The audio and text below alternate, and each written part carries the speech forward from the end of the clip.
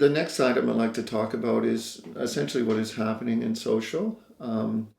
As many of you may or may not know, what this issue involves is essentially the application of provincial welfare guidelines on Aboriginal Mi'kmaq communities throughout the Atlantic. And as you may or may not know, there has been a number of discussions internally, not only within council, but discussions that have taken place with Aboriginal Affairs and Northern Development Canada, formerly Indian Affairs. There has also been discussions more specifically involving a recent, somewhat recent, Federal Court of Appeal ruling that came down from the federal court. What that ruling basically provides is that it went in favor of Aboriginal Affairs and their arguments. The political leadership is appealing that Federal Court of Appeal ruling. So our lawyer Naomi Metallic has filed what is called the leave for appeal to the Supreme Court of Canada. What we are looking forward to and hoping is that the Supreme Court of Canada will hear that appeal and hopefully overturn the Federal Court of Appeal judgment.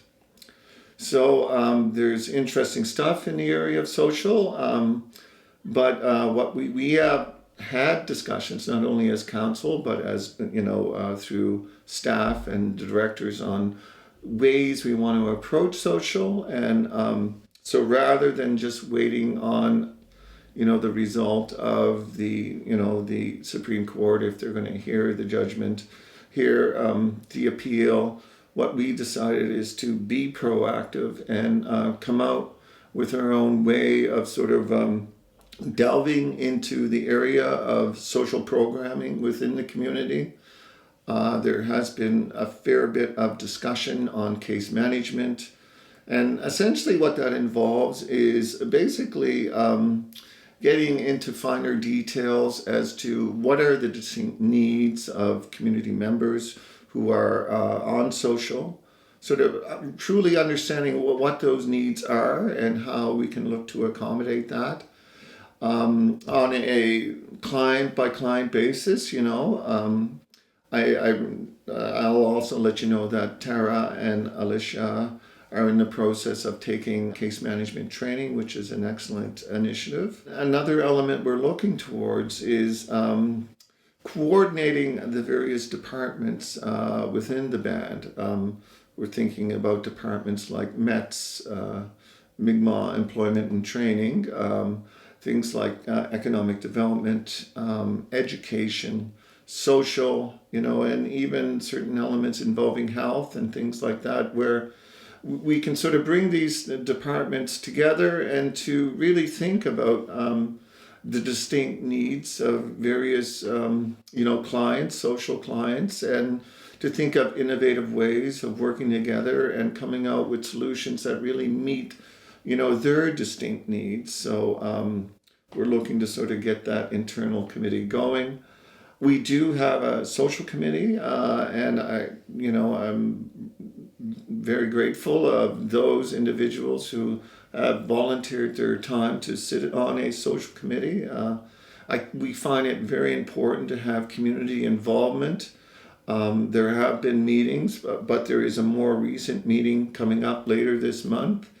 And within that, the committee members will get more details on the status of the court case. We're looking to have somebody by the name of Joan Denny, who was a long-term social development officer in Member 2, explain a certain program called STAIRS, to show how Member 2 has approached social.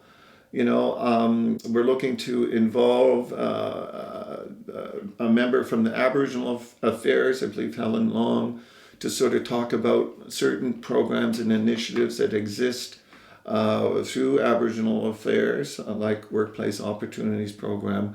So we're looking to just sort of bring people together to provide, their perspectives and views from not only a Mi'kmaq community perspective, but from a government perspective, to allow, the committee to plan and make informed decisions on how we want to sort of proceed with social in light of these new changes that are going on. So hopefully within the near future, there will be a work plan sort of set out in terms of how we're going to sort of approach social throughout the rest of the year. So I just wanted to mention that as well.